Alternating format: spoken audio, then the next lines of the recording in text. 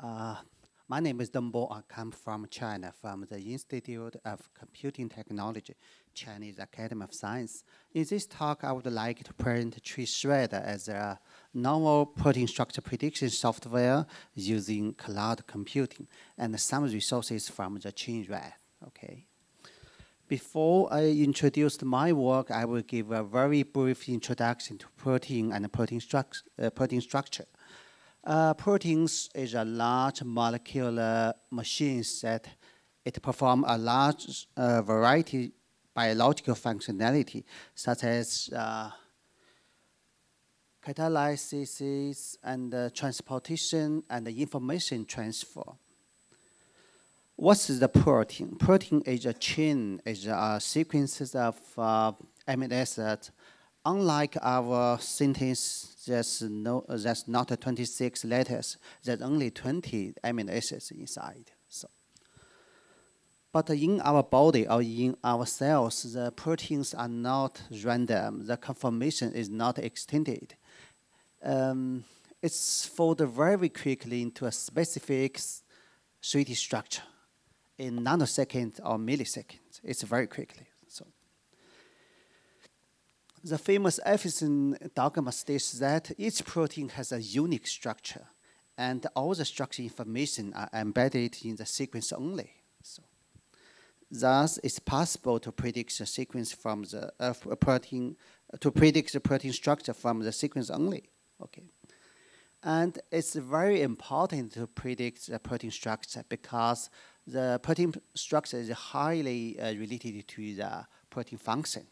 So the challenge is how to predict protein structure from sequence. Okay. Currently, there are mainly three families of algorithms for protein structure prediction. The first one is that the rationale is very simple. It states that proteins with similar sequence might have the similar structures. So the technique is sequence compression. For example, this protein with known structure. If another one has a similar sequence, then we can deduce that this protein might have the similar structure. The second strategy is called threading. The rationale is that structure is more conserved than sequence during the whole evolutionary history. That is, there's only a few structure conformation in nature. So when give a protein sequence, we can compare with all the known protein structures to see which one fit the sequence very well. Okay. The third one is ab initio. That is a protein. We found that protein tends to adopt a conformation with a minimal free energy. So the technique we can use to do protein structure prediction is optimization. For example, this protein energy landscape, maybe this one is a conformation with the lowest energy. So we confirm that this one is a native structure. Okay. We developed a novel method called TreeThreader. It's a novel threading method. That is, if we consider a known protein structure with contacts among the amino acid or radius, then the alignment of this sequence against this template is very, very hard. Actually, it's an MP hard problem.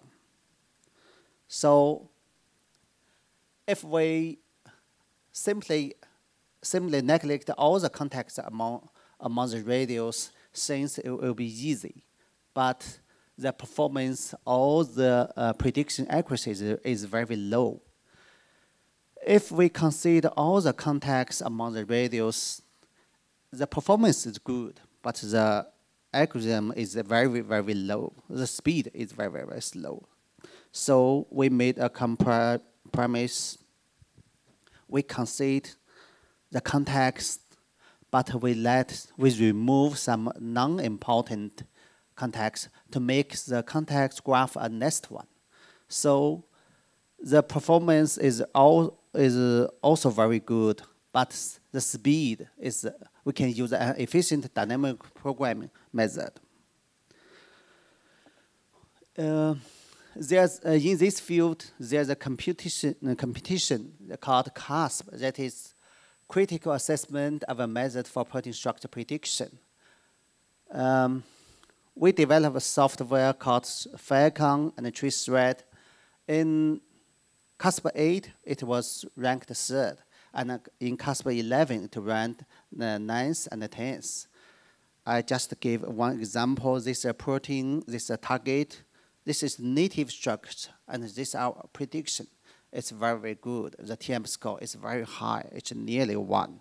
So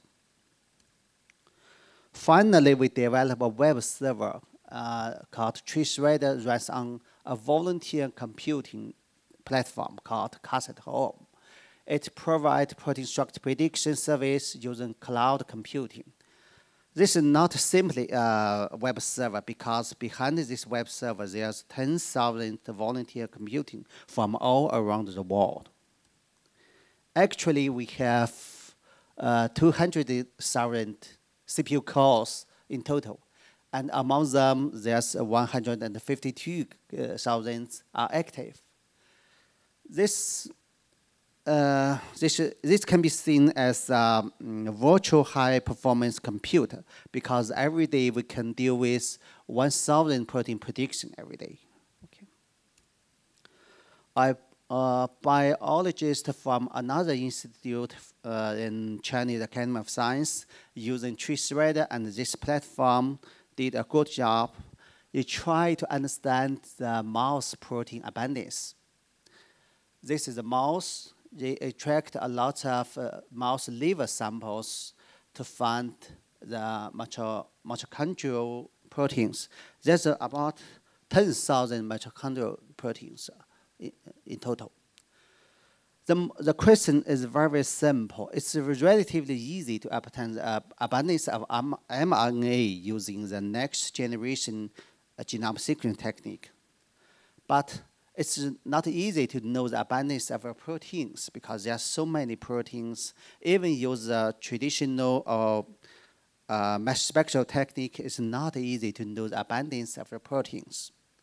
So it's interesting to investigate the correlation between mRNA abundance and protein abundance. So they use this platform, TreeThreader, and predict all the predicts the structure for all the proteins and extract the protein structure related features. And finally, they found that the significant relationship between protein structure and the protein half-life. So finally, they claim that the protein abundance and half-life are largely determined by its 3D structure. This paper was published in JPR. This is one of the famous journals in the field of protein science. So this work, I would like to make a conclusion, that is, cloud computing provides an efficient, high-performance platform for protein structure prediction. And we turn thousands of volunteer computers into a non-stop, high-performance, and a low-cost web server. So with the help of the TreeThreader, biologists can get some new discoveries. Okay, that's all. Thank you.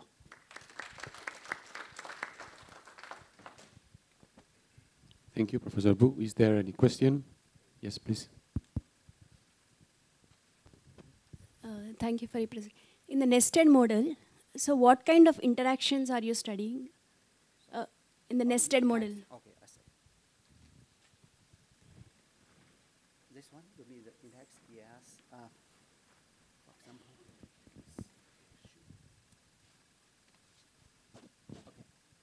Okay. I can use this one as an example to show. Because, for example, in our cell, the protein will form this conformation. Between this one, this amino acid, and this one, there's a hydrogen bond. So this is a contact, or hydrophobic cause. This made the two amino acids very, very, very close. This is called contact.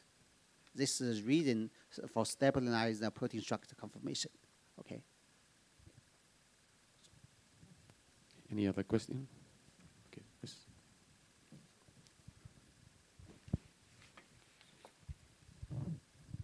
I have one question, and also I have an observation to the question that the University of Peking has put before, where DG Connect answered correctly. But from our point of view, the citizens and the private sector, we see that the European community has a lapse of funds. That's why we cannot finance the BRICS and the China cooperation. But China is a rich country and should organize something like the Horizon 2020, so that our scientists to be enabled and cooperate through the help of the finance of China to a lot of research things. About your sector, I cannot understand this. I'm not so much a specialist in. Why do we need a prediction on the proteins? Each organization has a specific number of proteins, 1 million, 2 million. Why don't we write the combination of the amino acids so that we know for each organization what exactly we have? Why do we need a prediction? Thank you. Okay, I see. I need one more slide because the time is limited, so I remove some slides because there's some experimental ways to determine the 3D structure using such as X-ray or NMR techniques to determine the 3D structure, but it's very, very cost and time consuming. When I was in Canada, one of my colleagues in University of Toronto, they have a lab to determine the 3D structure using AMI machine.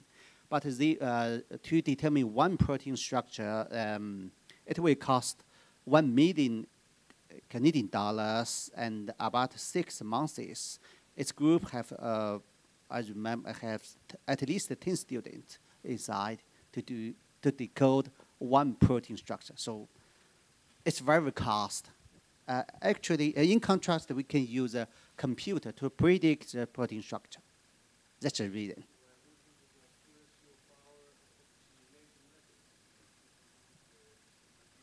Oh, yes, okay. At least the three strategy for protein structure prediction. For the first one, if the sequence similarity is over a threshold, such as the sequence identity is over 30%, then the protein sequence, prediction accuracy is very, very high. It can be used. And for this technique, for a large family of proteins, it can also predict with significant confidence. But for this strategy, the prediction is not so accurate. Okay.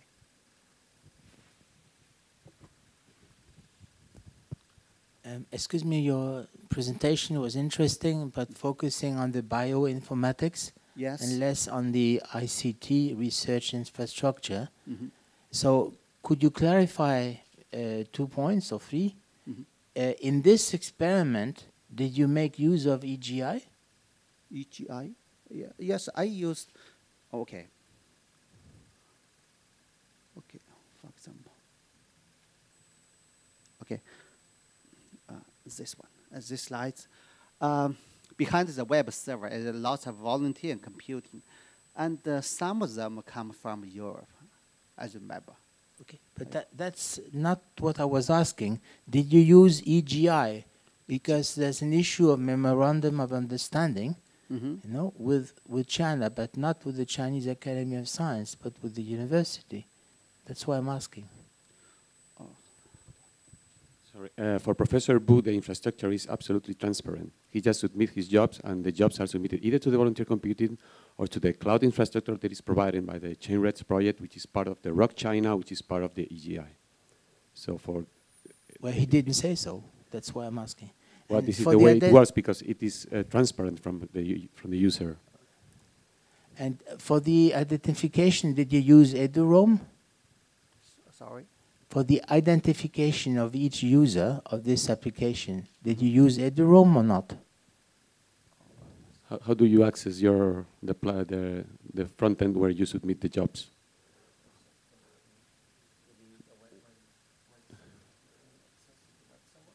Oh, I mean, they use a front end, and they use a password, a login and password. Okay. It is not. I mean, it is not a system which is not part of EduROM. I mean, identity federation is provided by the different identity providers.